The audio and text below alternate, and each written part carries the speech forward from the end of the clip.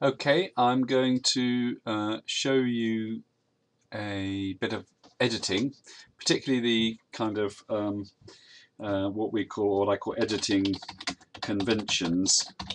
I'll give you some example of those. So this is also described as the markup. If you are using the correct computing speak. Don't worry about that. What we want to know about is how do we make text lay out on the page just so it looks a little bit more attractive than straight typing, although that's perfectly, it'll work perfectly well if you just type. So first things that you might want to do is to learn to do a heading. An exclamation mark at the beginning of any line turns that line into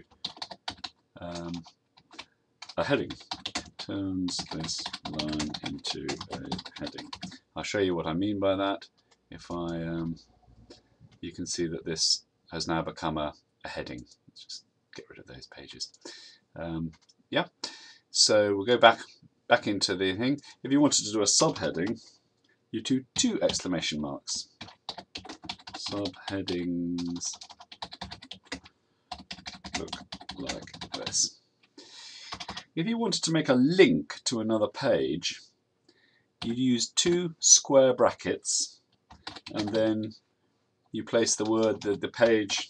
I know there's a page called edit which tells you a bit more about editing, and you use two more square brackets to close that, and the computer or the browser will read that and know that that's a link. So let me show you what that looks like. Links turn out as red, and if I click edit, it'll instantly open that page. So I've connected this page to that page.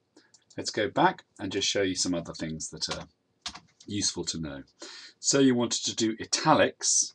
You can make italics by spelling my sprung point, double forward slash, look like this, double forward slash. So as long as it's wrapped in double forward slashes, anything in between will come out in italics. Let's have a look. Yeah. Say you wanted to put something in bold. Bold, you use two dashes. Dash, dash, looks like this. Two dashes, dash, dash.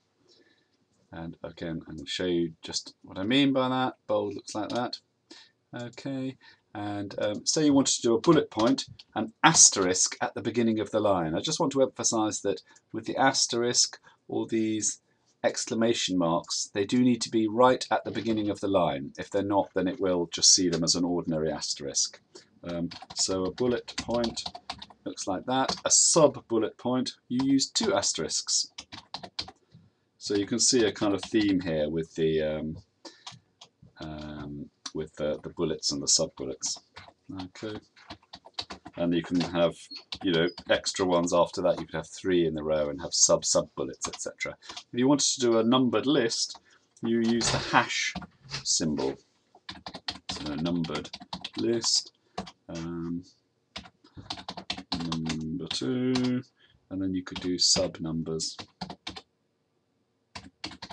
which come out as A, B, C, I think, if I remember rightly. Okay, let me show you what I mean by that. And you can see that you've got bullets and you've got numbered lists. So you've got headings, subheadings, making links, italics, bold, and that. If you wanted to get really fancy, by this point most of you will probably have turned off and got bored, but if you wanted to get really fancy, you do a double @ sign, colour spelt in American spellings, sorry, type the name of a colour, close the brackets, and a colon.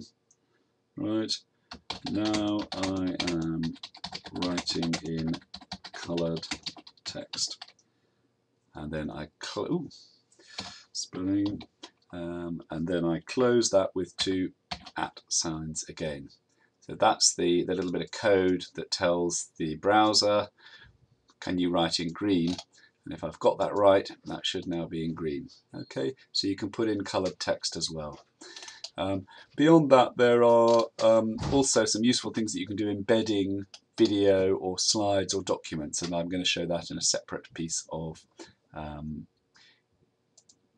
video. Thanks very much.